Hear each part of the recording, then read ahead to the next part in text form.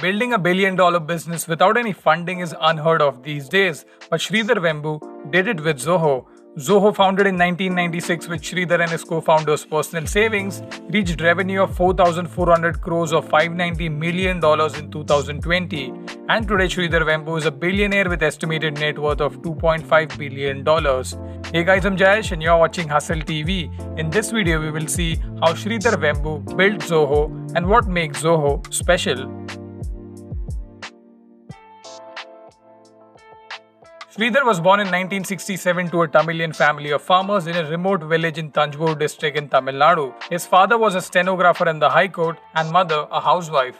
Being the eldest of the 5 siblings, Sridhar had much responsibilities thrust on him from a very young age. Yet he did well academically. Sridhar began his early education in a Tamil medium government-aided school.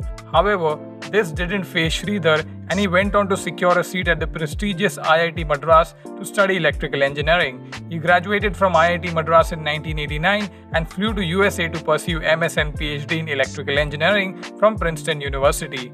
During his time at Princeton, he gained keen interest in political science and economics. He read several books about the success of markets like Japan, Singapore, and Taiwan and learned how they managed to grow so well. During this time, he understood that socialism was the problem with India and decided one day he would go back to fix this situation. In 1994, after getting his PhD, Sridhar started working for Qualcomm Computers as a wireless systems engineer. At Qualcomm, he was joined by his younger brother Kumar, who was also a software engineer. On weekends, both the brothers would often discuss moving back to India and use the untapped engineering resource to build a tech company and help in nation building. With every year passing by, their desire to build a company kept getting stronger and stronger, and in 1996, Sridhar's brother Kumar left his high-paying secured job at Qualcomm and moved back to India in an attempt to build software company using India's unused talent pool. During the same time, a friend of Sridhar, Tony Thomas, who worked for Bell Labs managing networks, started working on a software called SMLP API, a software designed for use in the networking industry. He wrote the program in 4 to 6 months all by himself and shared it in a bunch of news groups, online forums where software engineers would hang out. Much to his surprise, he started getting inquiries from engineers willing to use his software in their offices. This is when Tony reached out to Sridhar and his brother Kumar and asked them to help him out with sales and further product development. Sridhar quit his job at Qualcomm and along with his brother Kumar, who by this time was back in India, decided to work with Tony Thomas. Kumar hired a few engineers in Chennai and started working on the product side, and Sridhar, being the only one in Silicon Valley, became the salesman of the company promoting their product. The trio launched the product on the only domain name they owned, adventnet.com, and formed a company named AdventNet in 1996. Sridhar, being an engineer, could explain the product well, but found it extremely difficult to talk with customers about money. Questions like how much should I charge customer for this product? How should I ask customers for money? Puzzled him. Many a time after selling his products, his customers would tell him, I would have paid 10 times more than what you've charged me. This experience helped him learn sales and human behavior. Once the ball started rolling, they got many startups in and around Silicon Valley to sign up for their product and revenue started pouring. At this point, Sridhar faced a dilemma. He was approached by a top-level executive from a large corporation for acquisition, but Sridhar turned out this buyout offer into a hiring opportunity. He asked the executive, well, you know so much about the company, you want to acquire us, why don't you join us? I need a person like you. The executive thought about it for 2-3 months and replied, Sridhar, you're still making a mistake, you should take the money now. To which Sridhar replied, no, I would much rather have you here. The executive saw how determined Sridhar was, hence he joined. He went on to become vice president of Zoho in future.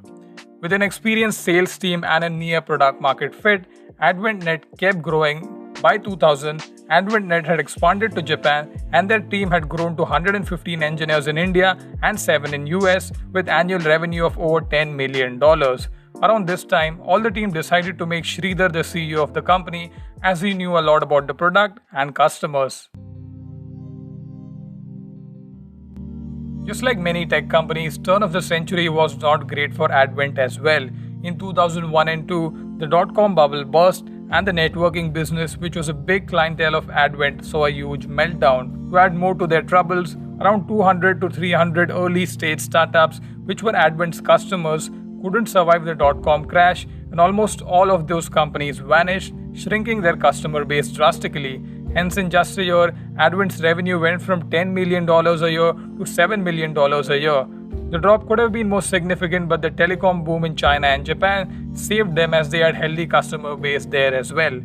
After the dot-com crash, the growth of the networking and telecom sector, which was where their products sold, stagnated. They were not able to find new customers, and few of their existing ones abandoned the product to cut operating costs. The company was going through months after months, quarter after quarter, year after year of this stagnation. The entire management team had different plans to bring the company out of the crisis, but all of them couldn't agree on one thing. Hence, because of this difference of opinion in 2003, both Sridhar's brothers and Tony Thomas ended up leaving the company, making Sridhar the only one to steer the ship. Later in an interview to TechCrunch, Sridhar said, "Those 2 years were really hard time for us, not because we were losing money, but because it was just depressing time. We didn't have a new product line yet, we didn't know what would look that sexy. There were times when we thought we were not really cut out for this. We should really just sell and get out." These were thoughts which really did occur.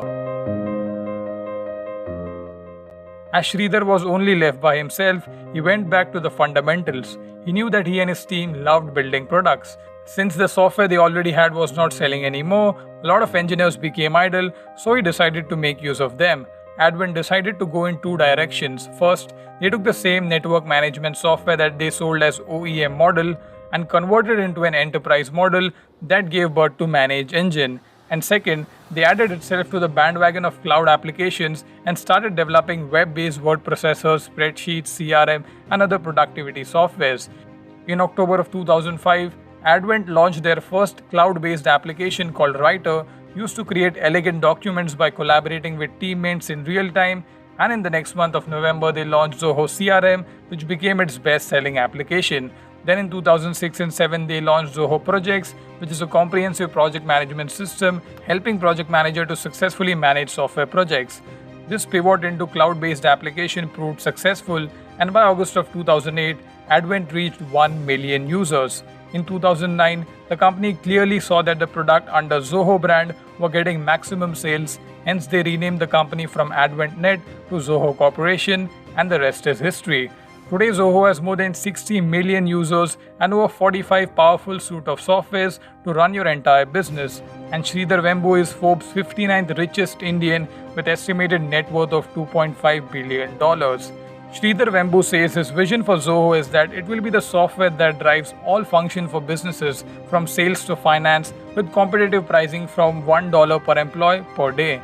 Before ending the video, I would love to share a few things that make Sridhar Vembu and Zoho very special. Sridhar always believed in strengthening the rural economy and never enjoyed the sight of villagers migrating to city for better education and job opportunities. Hence, in 2005, Zoho started its own internal Zoho University with just 6 students. The Zoho University typically trains undergraduates for 12 to 18 months and pays them a stipend while they learn. The trainees, many of them college dropouts, are taught English, math and computer science. After completing the training, most of them get absorbed in Zoho and engineering roles. Out of the 9,300 employees which Zoho have, 875 students are from Zoho University. For all his contribution towards rural development and inspiring entrepreneurs, Sridhar Vembu was awarded India's 4th highest civilian award, the Padma Shri, in 2021. Since the start of the pandemic, Sridhar has moved to Mathalamparai, a small village near Teneski, Tamil Nadu, and he's running his $5 billion business from there. So that's a wrap for today, guys. If you like this video, then please give it a thumbs up. If you're new here, then please consider subscribing to my channel and do watch out my other videos. Thank you for watching. See you in the next video. Bye.